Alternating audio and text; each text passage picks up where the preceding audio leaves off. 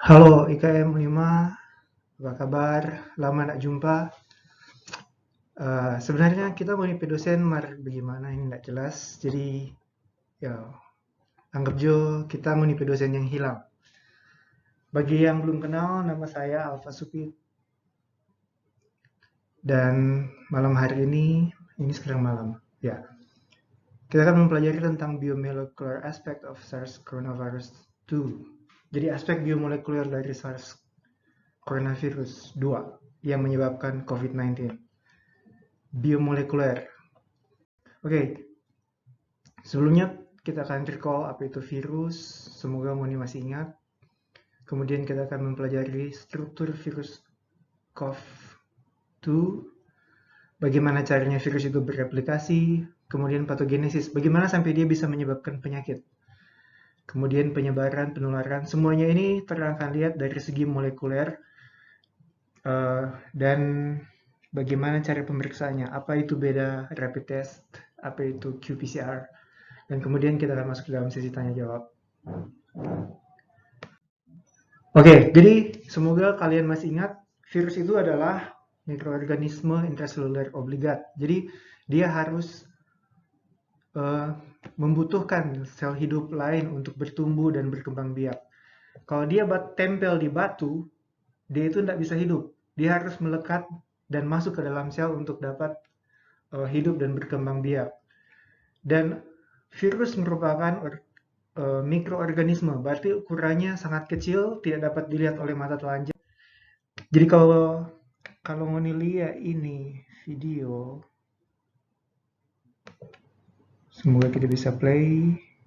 Ya, ini adalah biji kopi, ini beras, dan kita akan zoom in sampai kita dapat melihat virus.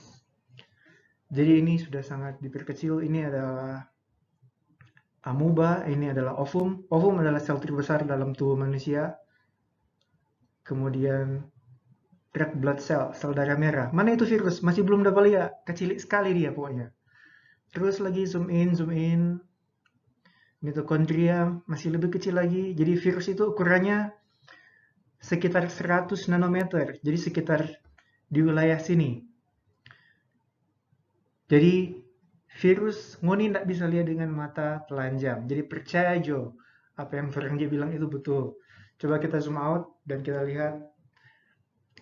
Oke, by this moment orang sudah bisa lihat lagi di mana itu virus. Tapi virus itu ada, virus itu sangat kecil dan dia ada di mana-mana. Oke.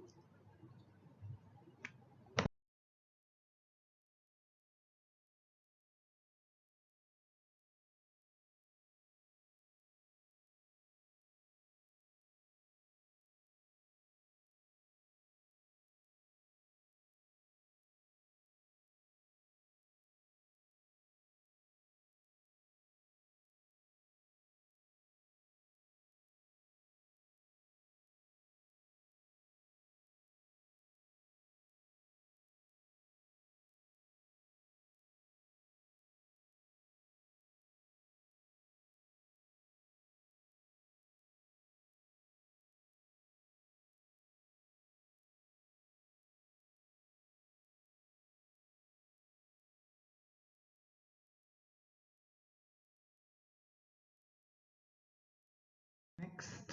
Ya, jadi ada berapa banyak virus? Ada jutaan macam virus dan kita berusaha untuk membuat klasifikasinya. Biasanya kita mengklasifikasikannya berdasarkan bentuk atau berdasarkan struktur filogenetiknya.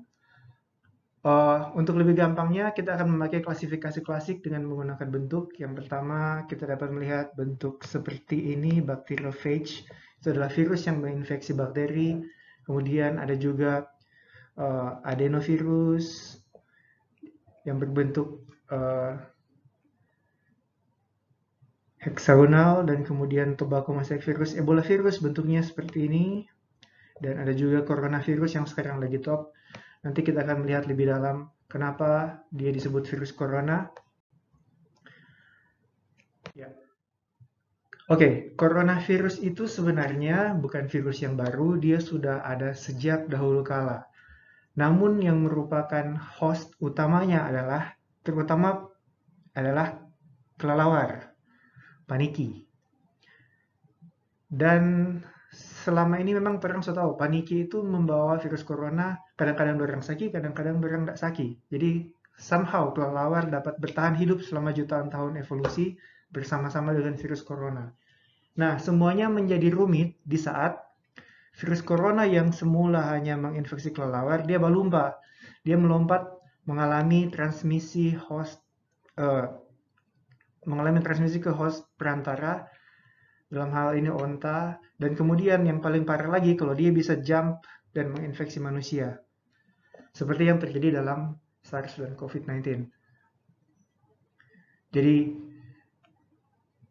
untuk beberapa strain coronavirus, terutama yang alpha, gejalanya merupakan seperti common cold. Jadi sama dengan flu biasa. It's okay, dia sembuh sendiri tanpa gejala, dan mungkin orang pernah dapat coronavirus, tapi bukan yang COVID-19, dan orang sudah sembuh. Apa yang membuat COVID-19 berbahaya nanti kita akan lihat nanti. Oke, jadi coronavirus itu ada banyak strain. Yang sedang top sekarang adalah yang beta coronavirus, terutama yang strain COVID-19. Dan sekarang pun COVID-19 yang berasal dari Wuhan, Cina, sudah bermutasi menjadi sekian banyak strain baru.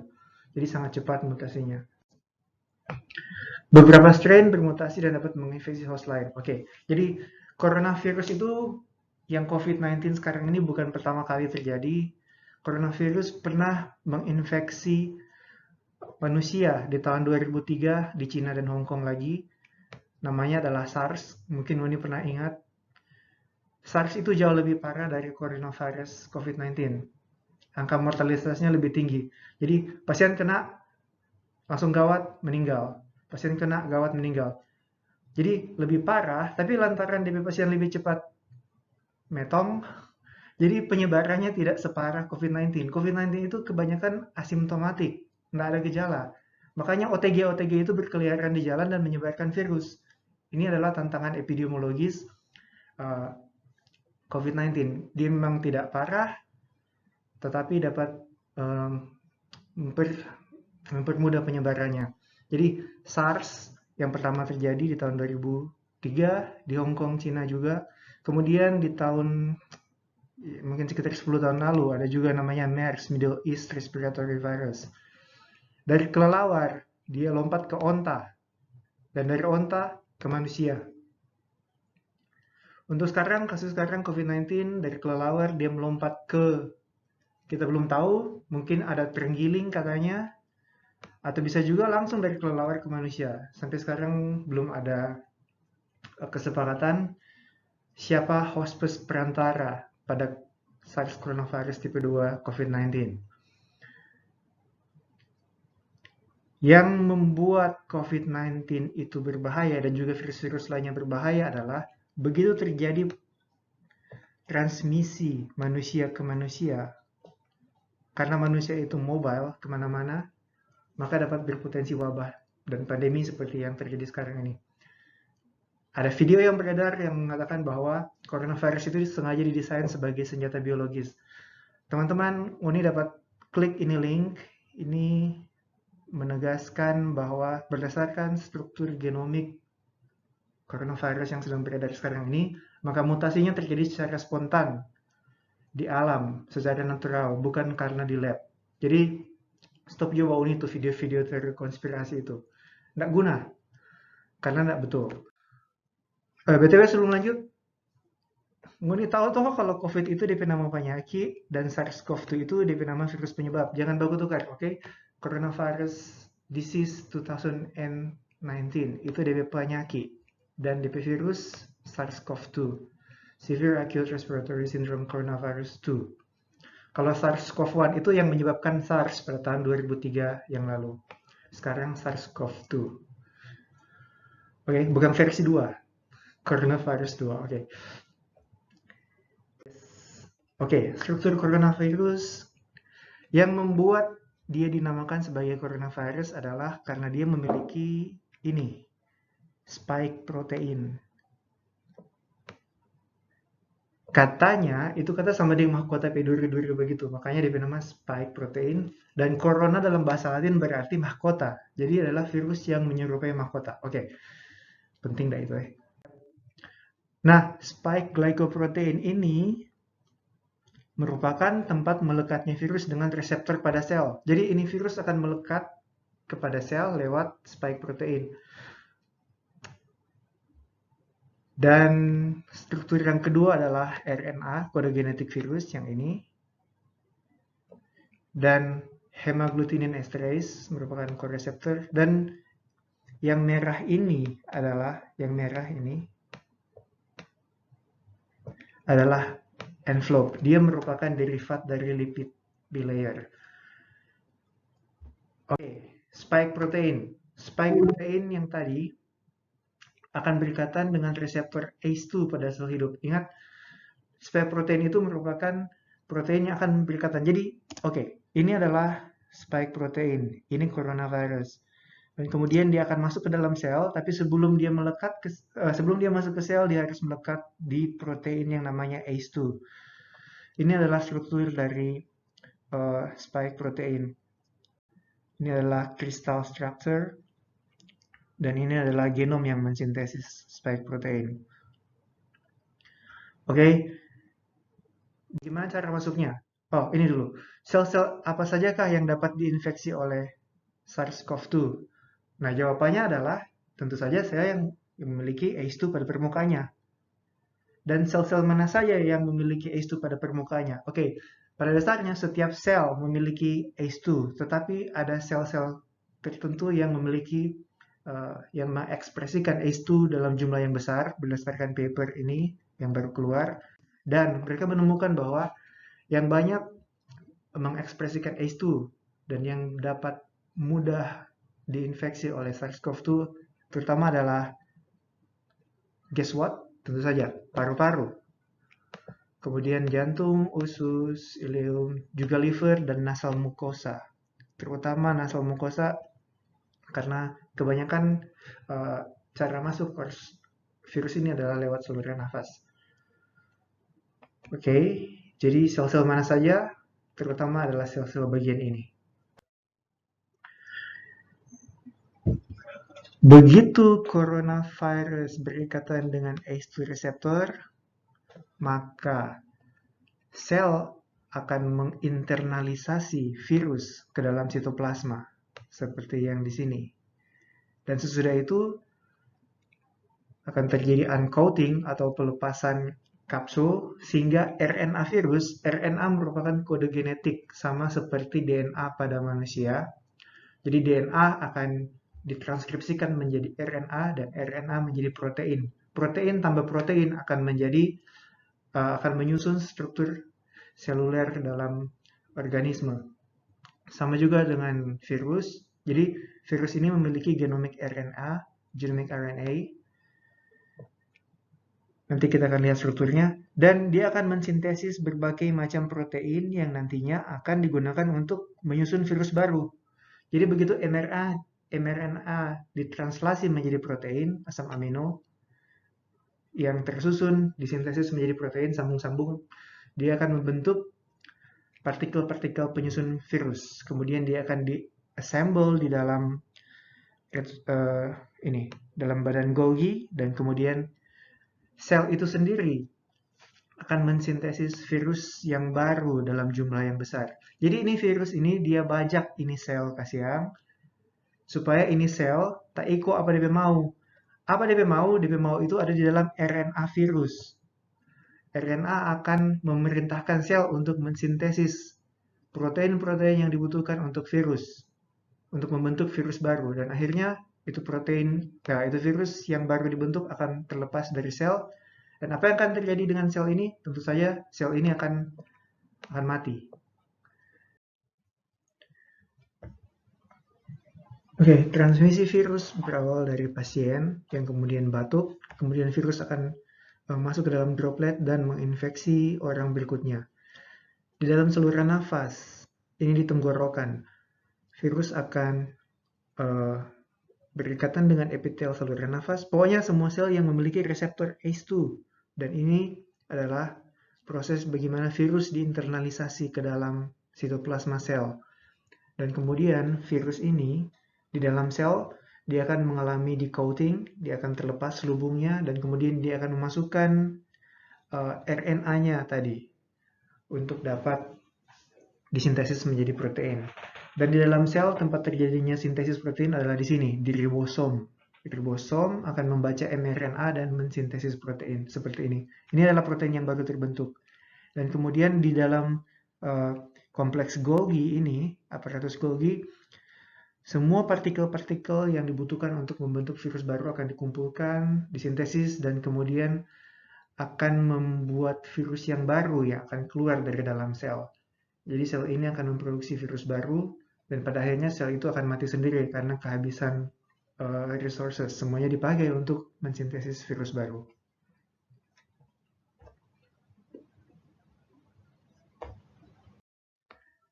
Ini adalah kode genom RNA dari berbagai macam virus corona. Yang pertama yang di sini adalah SARS coronavirus type 2. Ini adalah open reading frame 1A, open reading frame 1B. Pada dasarnya semua coronavirus itu memiliki conserved region dalam genomnya. Jadi berbagai macam coronavirus dia itu sama di genom bagian sini. RF1A, RF open reading frame 1A, open reading frame 1B itu mensintesis berbagai macam protein. Kemudian yang region ini adalah utas genomik yang akan mensintesis spike protein, dan kemudian ada juga protein-protein lain yang disintesis di sini. Nah, dari ujung 5 untranslated region sampai ujung 3 untranslated region itu ukurannya ada sekitar 30.000 pasang basa. Yang ini ATTGCC, ini pasti pernah baca ini. Itu adalah kode nucleotide base yang akan mengkode genom. Dan mutasi dapat terjadi pada salah satu di antara 30.000 basa ini. Jadi mutasi akan terjadi secara acak. Namun kadang-kadang mutasi dapat berakibat jelek, kadang-kadang dapat berakibat baik. Kalau mutasinya berakibat jelek, maka virus itu akan mati sendiri. Dia tidak akan dapat bereplikasi. Tapi kalau mutasi itu secara kebetulan dapat mengakibatkan virus itu tambah tahan, dapat melompat ke host lain, dapat semakin kebal terhadap antibodi, maka virus itu otomatis akan terpropagasi dan kemudian dia akan bertahan dan akan menginfeksi lebih banyak orang lagi. Dan itulah yang sedang terjadi saat ini. Jadi coronavirus dia merupakan virus RNA, dan virus RNA itu memang lebih cepat bermutasi dibandingkan dengan virus DNA. Selanjutnya kita akan melihat struktur virus berikutnya, yaitu envelope virus. Envelope, pembungkus virus.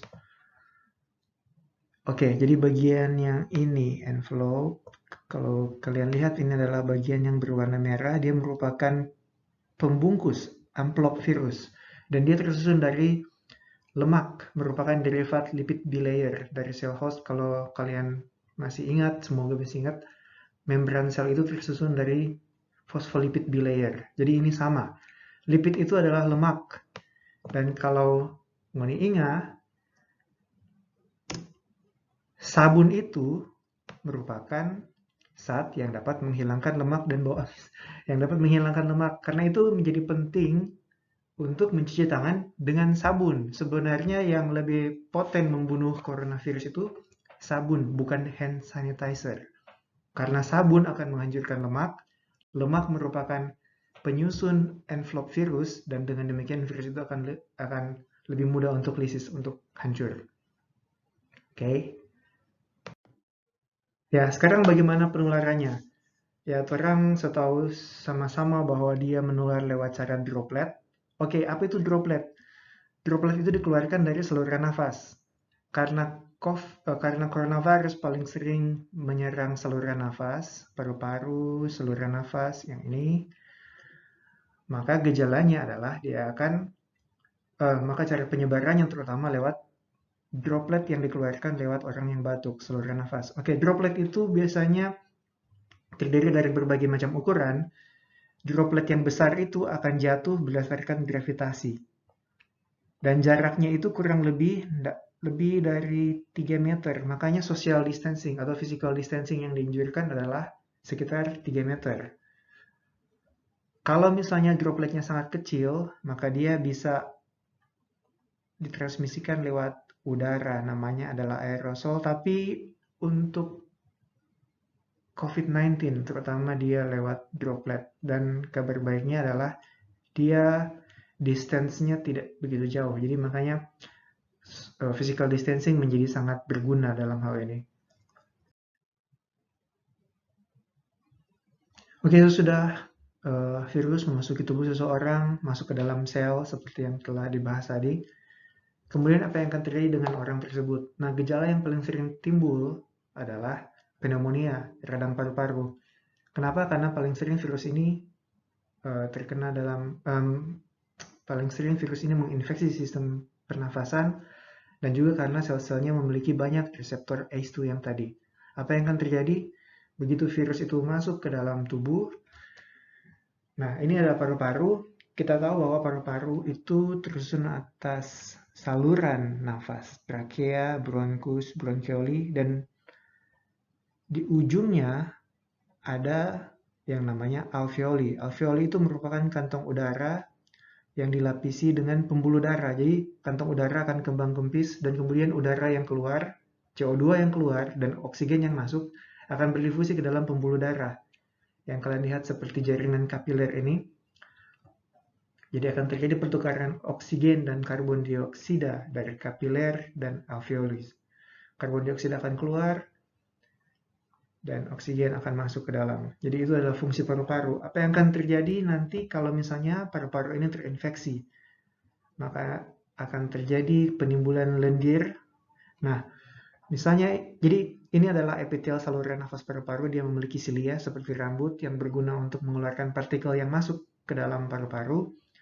Dan jika misalnya dia masuk ke dalam, virus itu masuk ke dalam, maka makrofag sel alveoli paru juga akan berusaha untuk membunuh kuman atau virus yang masuk. Tetapi jika virusnya sudah sangat banyak dan dia virulen dan patogen menyebabkan penyakit, maka akan terjadi penimbunan cairan di dalam alveoli seperti ini. Jadi DP lender tak kumpul di dalam, akhirnya DP orang nggak bisa bernafas atau susah bernafas. Makanya jadi pneumonia, akan terjadi penimbunan cairan atau lendir di dalam paru-paru.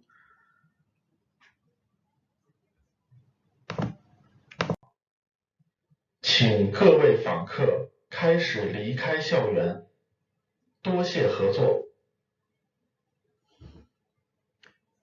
Okay, so yeah.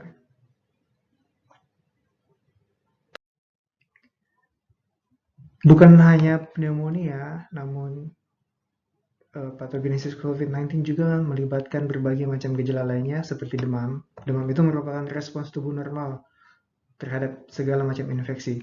Kemudian dapat terjadi gagal organ karena SARS-CoV-2 dapat menginfeksi berbagai macam organ, bukan cuma paru-paru. Bisa juga kena di usus. Kalau dia kena di usus, maka manifestasinya adalah diare.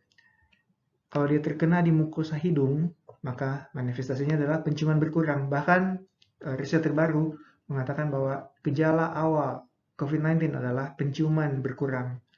Karena apa? Karena memang pintu masuknya dari sini. Maka sel yang pertama kali akan terinfeksi adalah bagian di nasal mukosa hidung. Kemudian dapat juga terjadi penyumbatan pembuluh darah, penggumpalan darah, atau trombosis.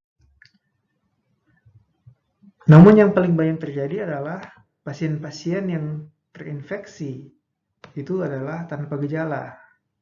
Jadi dia punya virusnya, tapi dia tidak punya gejalanya. Kalau dia punya virus, berarti dia berpotensi untuk menularkan. Jadi ini adalah virus baru, orang masih belajar sama-sama, orang masih dibingungkan bersama-sama dengan virus ini. So, yeah, it's important to keep updated about this disease. Bagaimana respons imun tubuh terhadap COVID-19? Jadi, begitu virus masuk ke dalam tubuh, jadi ini adalah waktu infeksi. Kapan virus masuk? Jadi virus masuk di sini, kemudian virus akan bereplikasi bertambah banyak, dan kemudian akan mencapai puncaknya. di dalam tubuh. Jadi ini virusnya, maka tubuh akan berespons dengan mensintesis antibodi. Ada dua macam antibodi utama dalam tubuh. Yang pertama IgM, immunoglobulin M, dan immunoglobulin G. Immunoglobulin M itu biasanya merupakan antibodi yang disintesis dalam waktu singkat dan cepat atau acute phase. Dan kemudian immunoglobulin G akan lebih lambat, tapi dia akan menetap sampai bertahun-tahun ini. Ya, jadi tubuh akan mensintesis antibodi, pasti itu. Kecuali pada orang-orang yang immunocompromised seperti yang pada penderita HIV/AIDS dan semacamnya. Khusus untuk COVID-19, biasanya virus masuk 14 hari sebelum muncul gejala awal. Jadi ini adalah masa inkubasi. Kalau kalian masih ingat, inkubasi adalah periode yang dibutuhkan antara patogen masuk sampai menimbulkan gejala. Untuk COVID-19 rata-rata 14 hari, tetapi dia dapat berkisar antara 2 hari bahkan sampai 20 hari lebih. Jadi masih sangat bervariasi tergantung pasien, tergantung orang. Gejalanya biasanya demam dan batuk dimulai pada saat ini. Dan biasanya kalau sudah ada gejala, maka IgM sudah mulai diproduksi. Dan kemudian IgG akan mulai diproduksi nanti dan akan bertahan dalam jangka waktu yang sangat panjang. Dan jika terjadi infeksi lagi, maka dengan sangat cepat IgM akan disintesis dan IgG akan naik lagi dengan sangat cepat. Berarti kita telah memiliki kekebalan spesifik terhadap coronavirus 2. Jadi begitu. Dan ini menjadi penting untuk dua macam pemeriksaan. Jadi mungkin Moni pernah dengar, oh mesti swab qPCR. Dan ada juga rapid test. Mana yang lebih bagus sebenarnya, qPCR atau rapid test? Jadi qPCR itu dia mendeteksi apakah ada virus di dalam tubuh seseorang. Dan rapid test dia mendeteksi immunoglobulin yang dihasilkan. Berarti kalau qPCR positif, berarti di orang lagi ada virus di dalam, berarti dia memang positif SAKI.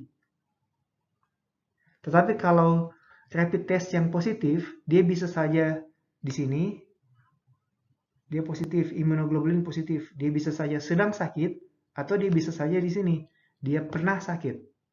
Jadi rapid test itu sebenarnya tidak terlalu sensitif untuk mengetahui apakah pasien sedang sakit atau tidak. Tetap golden standarnya adalah qPCR. qPCR mendeteksi virus. No, itu virus mau ambil di mana? Kalau kalian masih ingat, virus itu paling sering menginfeksi daerah sini. Tapi yang dapat terjangkau adalah bagian ini, nasal mucosa. Jadi ini caranya swab. Jadi yang swab itu sebenarnya begini. Dia swab di nasofaring untuk mengambil sampel virus. Kemudian akan dilakukan qPCR. Jadi qPCR itu akan mendeteksi genom virus yang tadi, yang RNA. RNA virus akan diubah menjadi cDNA atau komplement DNA, dan kemudian segmen tertentu yang spesifik untuk COVID-19, untuk coronavirus 2 akan diamplifikasi dengan PCR.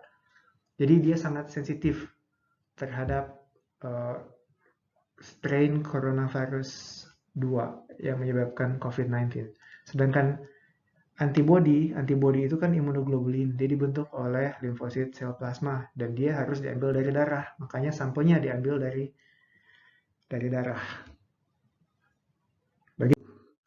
Sekarang yang relevan dengan kalian adalah pencegahan epidemiologis. Sampai saat ini kita belum menemukan obat yang definitif untuk COVID-19. Vaksin juga susah, karena untuk membuat satu vaksin baru biasanya dibutuhkan waktu bertahun-tahun. Sedangkan DP mutasi itu sangat cepat dalam hitungan bulan. Jadi untuk membuat satu obat baru dibutuhkan studi preklinik, kemudian phase 1, phase 2, phase 3, clinical trial, itu membutuhkan waktu bertahun-tahun. Jadi paling logis saat ini adalah dengan cara memutus rantai penyebaran. Bagaimana caranya untuk memutus rantai penyebaran? Ya, yang sedang kalian lakukan saat ini adalah dengan melakukan physical distancing. Ingat, droplet ini dia memiliki jarak tertentu dia tidak akan melebihi jarak tertentu kurang lebih 3 meter. Makanya menjadi sangat logis jika kalian melakukan physical distancing. Sudah sesimpel itu saja. Dan ini adalah peran kalian, Kesmas. Nggak guna itu dokter-dokter, perawat, semua mau mati-mati di UGD. Jadi yang sedang terjadi sekarang ini adalah kapasitas healthcare kita, kapasitas rumah sakit kita ditakutkan tidak dapat memenuhi kebutuhan orang-orang yang akan terinfeksi kalau physical distancing gagal. Jadi rumah sakit kita hanya seperti ini kapasitasnya, tapi kalau kurvanya naik, kita akan kewalahan dan kita akan menjadi seperti New York atau Ekuador atau Italia. Itu orang-orang nggak bisa tertolong lagi. Jadi menjadi sangat penting untuk melakukan distancing. Jangan sampai kita kewalahan. Jadi kalau misalnya tanpa social distancing, maka kurvanya akan menjadi tajam seperti ini. Tapi kalau misalnya kita melakukan distancing dan menggunakan masker, maka dia akan jadi landai. Memang tetap akan ada penularan, tetapi itu dapat diatasi. Orang dapat handle itu. Karena misalnya kapasitas healthcare kita hanya seperti ini. Jadi selama dia masih di bawah sini, it's okay, kita masih bisa handle. Karena COVID-19 relatively mild, kebanyakan tanpa angka mortalitasnya rendah asalkan tidak ada penyakit penyerta. Tapi kalau misalnya kapasitas rumah sakit kita hanya seperti ini dan jumlah pasien melebihi seperti ini, maka akan banyak orang yang tidak dapat tertolong lagi. Jadi sesimpel itu sebenarnya. Dan ya, salam dari saya dari Hong Kong. BTW Hong Kong sangat sukses untuk melakukan penanganan COVID-19. Sampai sekarang sudah 2 minggu orang ada kasus baru. Jadi sudah zero case. Karena apa? Karena orang dengar-dengaran. Nggak sama dengan di mana itu yang mandi di pantai itu bikin obat coronavirus. Jadi orang begitu dikatakan lockdown, orang tutup sekolah, orang melakukan karantina. Strong community response itu sangat penting.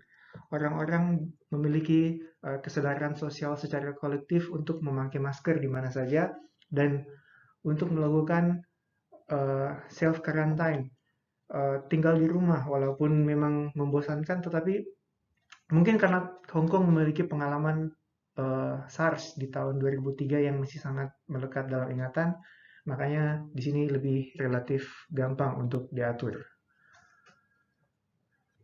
Oke, jadi gunakan masker, tetap tinggal di rumah, social distancing, dan salam sayang. Sampai jumpa lagi.